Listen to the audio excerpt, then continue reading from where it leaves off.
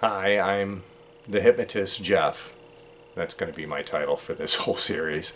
And welcome to Enlightenment for Lazy People, where I'll be doing the vast majority of the work for you so you can be lazy about it.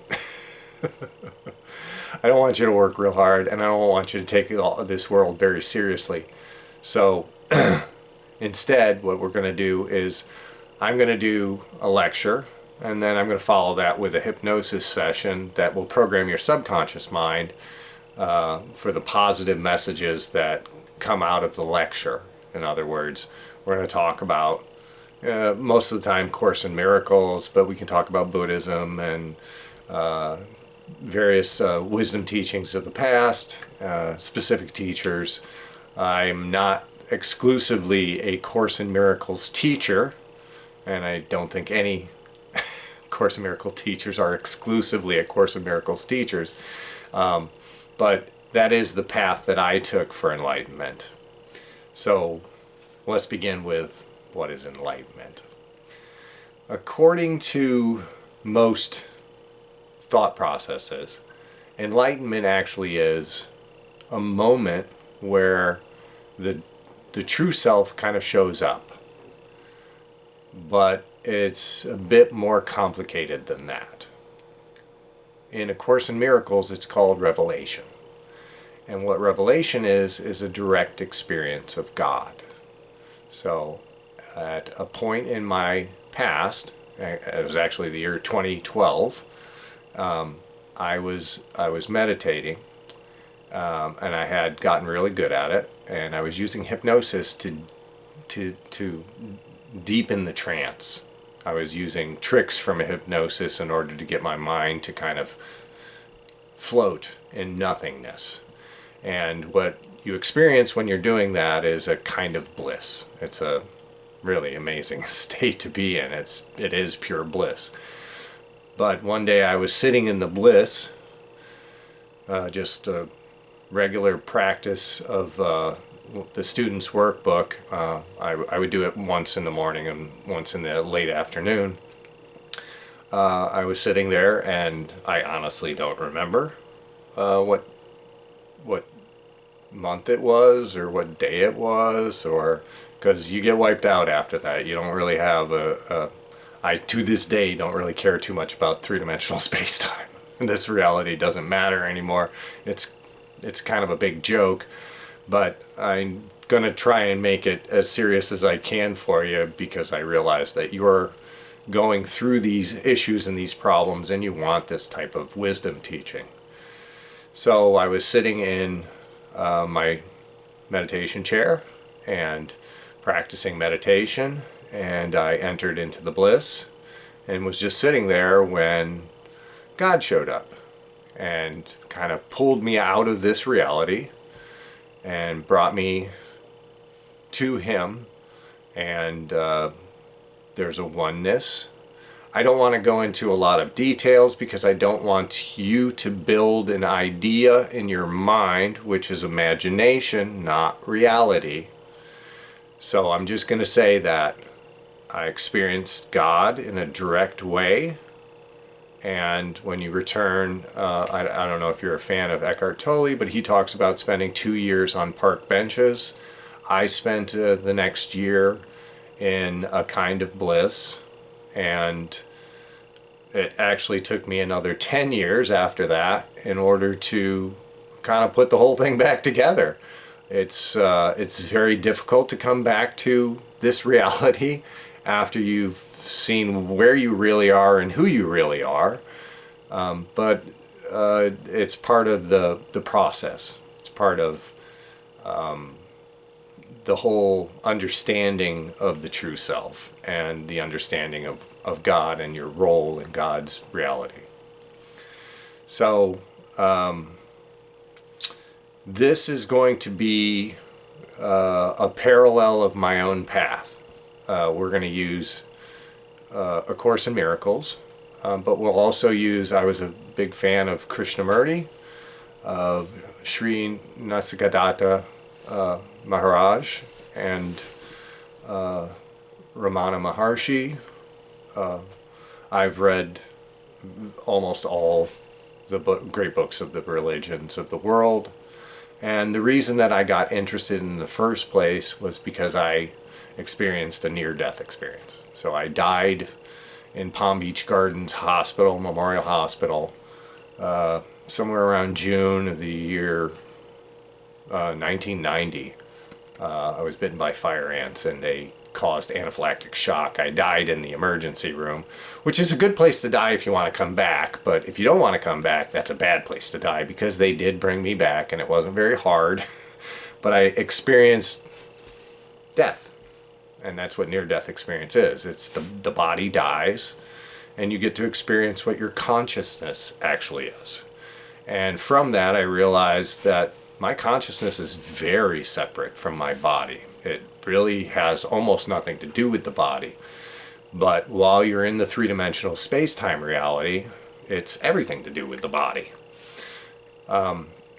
So that put me on a path of searching.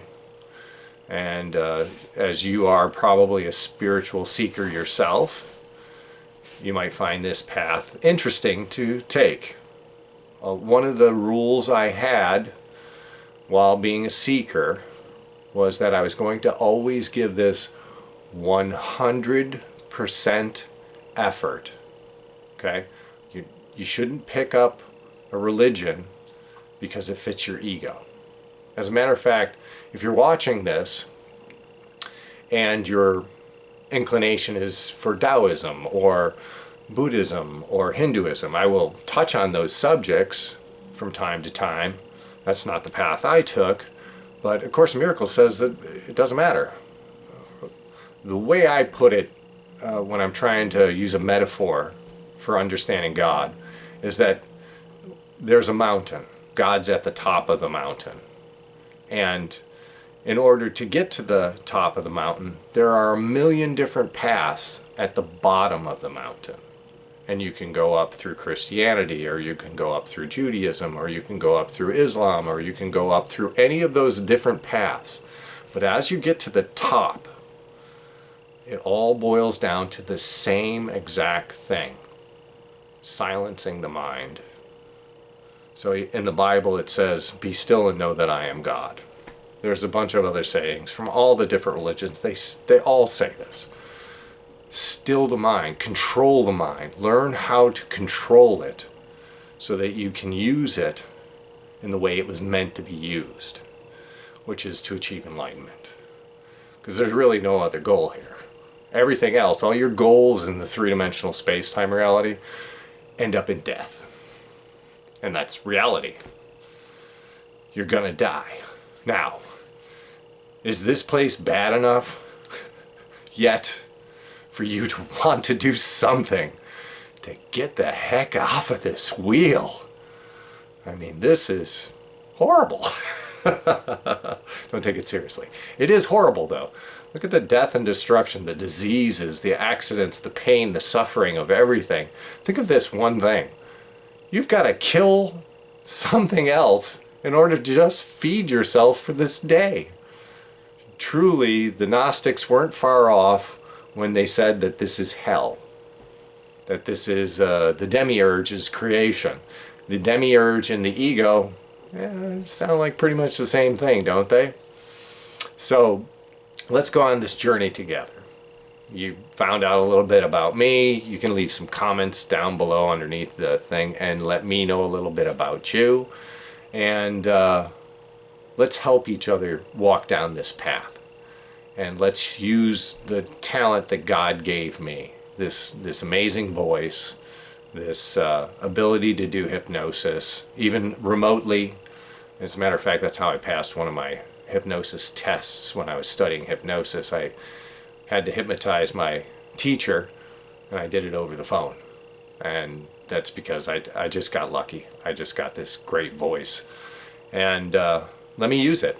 Let me use this gift from God to help you to achieve the same things that I did. The level of mind and control of the mind that you can have in order to experience the only real reality, which is the reality of God.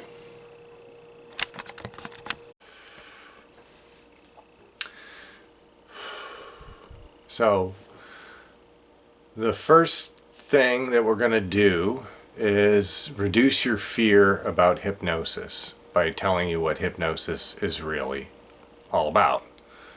And the definition of hypnosis is using a trance state to get to the subconscious mind and its programming so that you can alter it to change your behaviors. That's all it is. The hypnotic trance is actually naturally occurring. One of the things we talk about in hypnosis, when you're talking to a client who appears to be a little afraid of going into hypnosis, usually you talk to them about something called highway hypnosis. There's actually chapters in some of the owner manuals for vehicles. I know I bought an old Chevy that had that in there, a whole chapter on highway hypnosis. What highway hypnosis is when your mind actually drifts into hypnosis all by itself out of a kind of relaxed boredom that comes from driving. And you'll do something like go through a red light and you didn't even know you did it, or through a stoplight, or you forget to get off on your exit or something like that. It's just because you had entered into a trance state through the monotonous droning of the vehicle's movements and the heaters and all that stuff that bombards your mind while you're being focused on the task of driving. It's a same kind of thing that we'll do in hypnosis, where I'll pinpoint your focus on the sound of my voice and then use your imagination to try and create scenarios inside your mind where you'll drift into the hypnotic state. Then we'll insert positive messages into the peaceful side of the library of associative memory.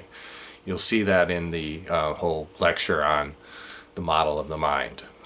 So you can understand how your mind works, and then why we're using hypnosis in order to make stuff happen. In other words, I want to bypass your ego and reprogram your mind to accept who you really are.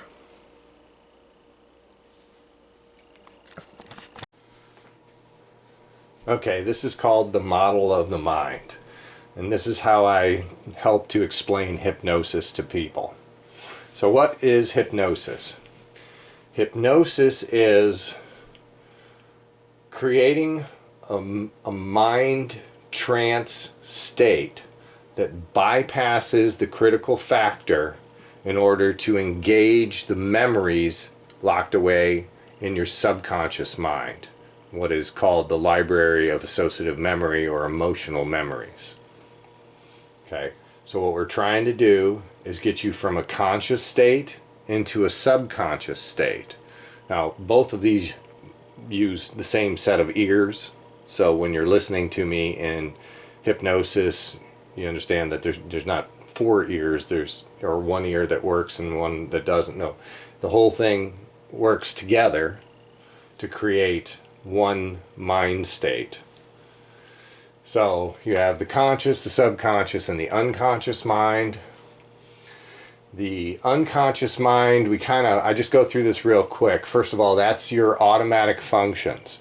So all of your protections, all your defense mechanisms, your heart rate, your breathing, your digestive, that's all automatic, and it has to do with the body, and it has to do with the unconscious mind, something you can't really get a hold of. So you can't really, it's interesting, you can't really damage a person using hypnosis because you can never get to that.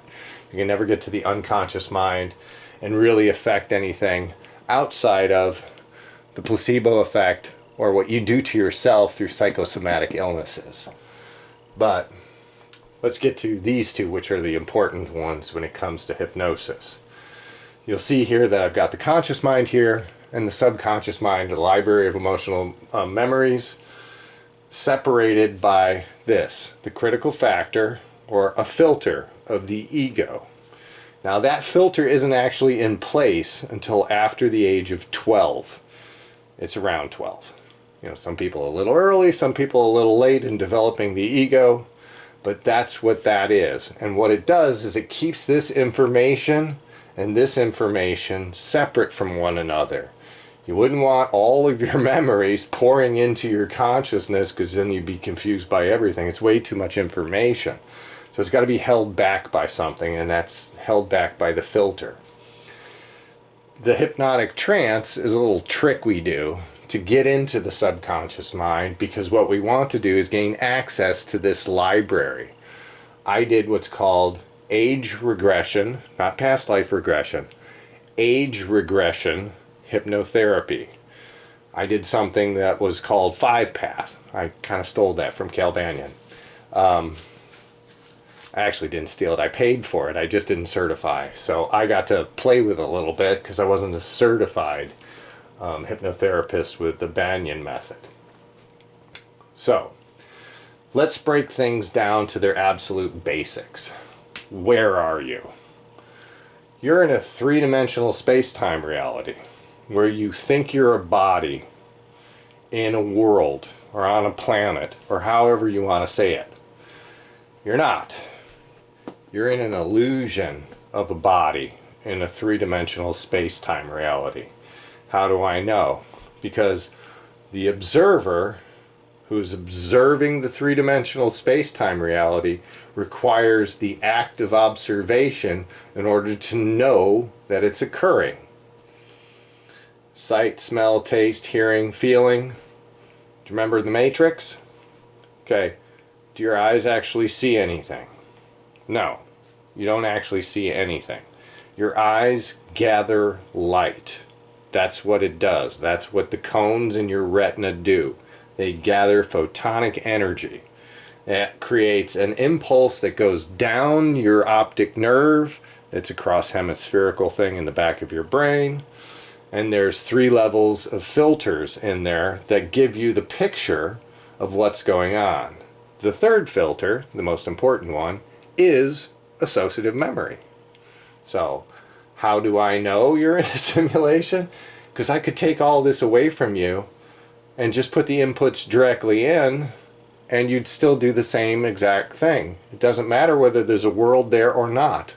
Your programming is what makes you do what you do. Yeah, sit on that one for a little bit. Your programming, what's in the library of associative memory, is why you have the personality you have, why you have the thoughts you have, and why you think you're in a three-dimensional space-time reality. It's all your opinions. Okay? Opinions aren't reality. Peace is reality, but opinions are not reality. So, how did you get here? Well, let's think of your original self. Let's just do a hypothetical for a second or two. You are the Son of God. That's what A Course in Miracles says. You're the Son of God. So you used to live in eternity, where there was no time. Now, if you're in the presence of God and God is perfection, then there's absolutely no needs that you have. So if you had no needs, how could you desire anything? Right. So A Course in Miracles says that the desire to have special love is the reason that you actually ended up here. And that's easy to see if you just think about it for a moment. In heaven, God loves everything equally. There are no special love relationships in heaven. So at some point, the Son of God desired something else. And then in order to know that that desire had actually occurred, that desire was fulfilled or not, you had to judge whether it was fulfilled or not. And once the judgment came in, you then desired again. And that's the loop you're stuck in. Of desire, and then judgment of the desire, or the actuality of that reality, back to desire again. It's a very fast thing that occurs if you want to look at physics and three-dimensional space-time. That occurs at 10 to the minus 44 seconds, 10 to the minus 35 meters. That's the Planck scale. That's the difference between subatomic form and atomic form. Don't worry about it. It's all an illusion. It's an illusion. So what we have here is the observer using the 5 senses to observe the desire and judge it. Now, how does judgment occur? Well, the information goes in, hits the filter after the age of 12, And then the ego goes into your library and starts sifting through your memories to find out what this is familiar to, what the event is familiar to, in order to grab an emotional response to that and then experience the reality. See? So let's take fear. We all know about fear. Let's use a phobia of canine phobia. Okay, so let's say you were young, somewhere between the ages of 0 and 6. You had a run-in with a dog. The dog bit you. That goes and gets recorded here under anxiety. The outcome is anxiety or peace on a sliding scale. We're going to deal with the emotion fear now. That dog bit you. You felt pain. You now have a memory of that. It's stored in here. The next time you come across the dog, the ego, the 5 senses bring the information to the ego. The ego then goes searching through here, finds that memory, and compounds it by going, I'm afraid of this. And that reinforces, is a self-reinforcing loop that causes that particular phobia. That's what I used to work on a lot, phobias. So you get caught in the loop of what's occurring, the dog, fear, anxiety, looping around and around and around. Every time you run across the dog, it just self-reinforces until you break the loop.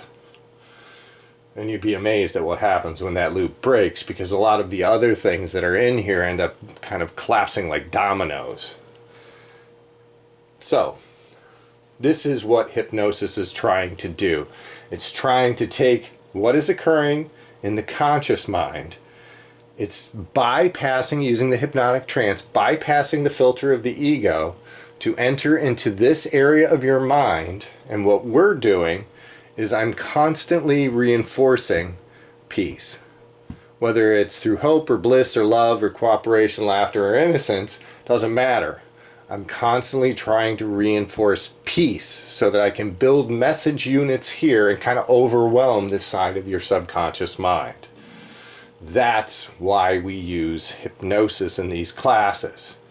So how was the subconscious mind programmed? Well, each individual person is programmed differently. Everyone is a completely and totally an individual, because no person can have the exact same time and emotional response to the events of their reality. Get that? So even if you are identical twins with the exact same genetic disposition, let's say mom fed this one first and mom fed that one second, then there's a kind of jealousy setup inside the sibling rivalry. And even though they're identical, they come out with 2 different personalities because they recorded everything differently. You couldn't possibly record it exactly the same. That's why we're all individuals. But we're all individuals with the same damn library. And what we want to be able to do is just let go of these things, let go of the library, and just sit in peace in order to remember our true selves. So, that's what we're planning on doing. I'm going to use A Course in Miracles as a guidepost, the way the path actually goes. But we're going to do it because you're going to get rejections. So when you're reading Course in Miracles, do you ever read it and then all of a sudden you kind of drift off in the middle of a paragraph? Right. I do that all the time too. It's hard to concentrate for long periods of time, you think? No, that's not it. This guy's filtering it. So you're reading the book. The book is a physical thing and a physical reality. It's got to go through the filter of the ego, and then the ego is going to sit here and go, yeah, I don't like this. This is going to actually screw up my whole library and take away all my power and control over this mind. So what I'm going to do is I'm going to just fade out every once in a while. I'm going to skip something. I'm going to let them read the lines, but not allow the information to actually get in here and make a change. That's what the hypnotic trance is for. You want to be able to get the information in by bypassing the ego and its filter. Okay, so this should be something that lowers your fear and reduces your anxiety about what hypnosis is and what we're trying to achieve. All I'm going to do is keep building message units in this side of the library so we exaggerate peace to the point where it overwhelms anxiety and gets your mind to, well, I'm going to get your mind to stop thinking for a while. I'm going to use a thought stopping technique in the hypnosis to get your mind to kind of float in the nothingness. And in the nothingness, none of this exists, none of this exists, and none of that exists. We let go of the body, we let go of the three-dimensional space-time reality, then we let go of the mind by just focusing on one emotional outcome, peace. Okay?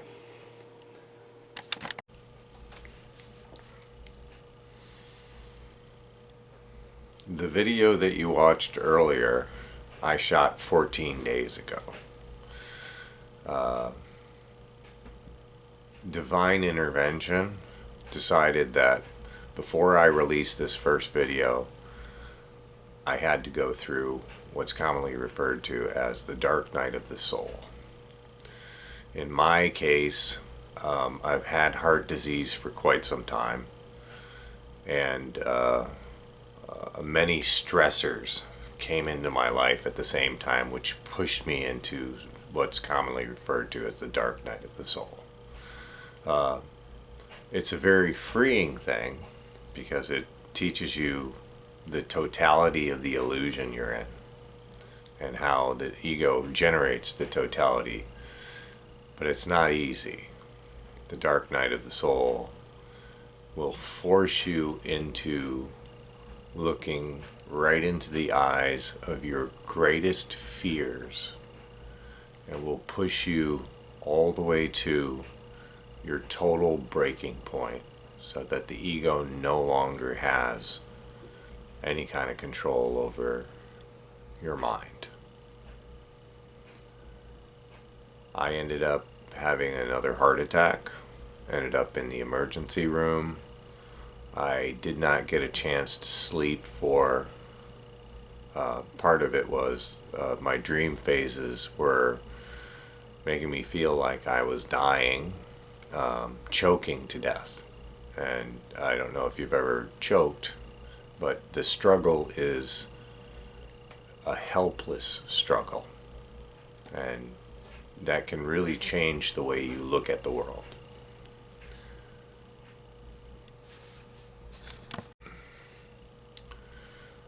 Part of what that does is it breaks the cycle of associative memory. So your ego's made out of your associative memory or your subconscious programming, as I showed you the model of the mind. Your programming needs to be broken, and once it's broken, the ego has very little hold on you outside of the reality that you're experiencing being a projection of the ego's defense mechanisms. But in any case, where I ended up at the end of this was my brother came out here to help me to get through this really difficult period of time. I feel physically much better, although I only have a 10% fraction ejection in my heart. My left ventricle is barely working, and I'm 100% clogged arteries. 3 major arteries going to the heart just don't have any blood flow through them. But I actually feel much better, and I did get a phone call from a doctor, a cardiologist, that wants to work with me because he's interested in how I use the carnivore diet in order to stay alive when I should have died years ago.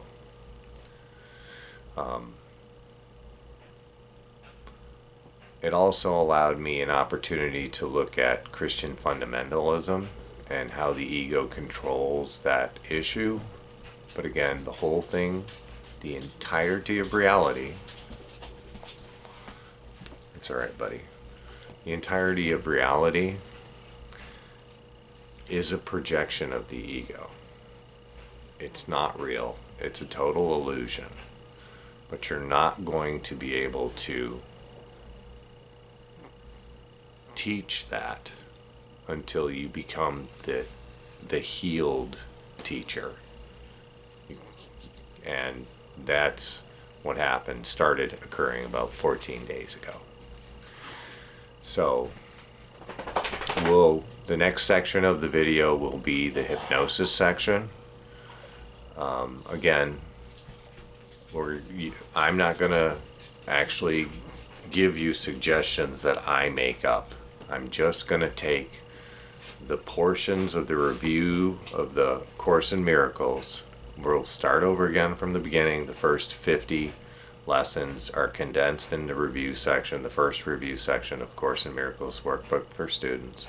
I'm just going to read some of those back to you while you're in the hypnotic trance to program the subconscious mind to begin to move it out of the world of the ego and into the world that's referred to as the happy dream. I'm going to tell you one thing about the happy dream, though. It doesn't include money. It doesn't include that much happiness. What it includes is your perspective in reality being a deeply peaceful and inner peace. And you have to learn how to accept it for what it is. Ramana Maharshi, Sri Nisargadatta Maharaji, enlightened masters like the Buddha and Jesus, they didn't own anything. They didn't own anything. So don't expect that your life will be, all of a sudden you'll become wealthy or strange things like that will happen. This is not about this world. It's about the next one. It's about the real one. That is not a projection. That is reality. So the next section will be the hypnosis section.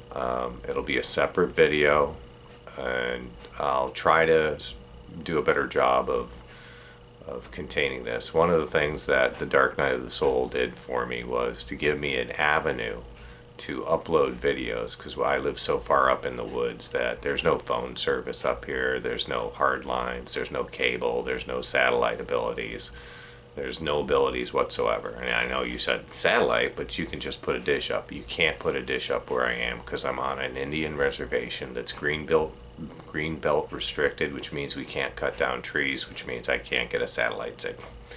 So I had to find another way to upload the videos to the internet in order to do this, which is why I don't have a lot of videos. But it being the Dark Night of the Soul and an exercise in overcoming the great fears, I actually was led to an answer to that question: how do I upload the videos?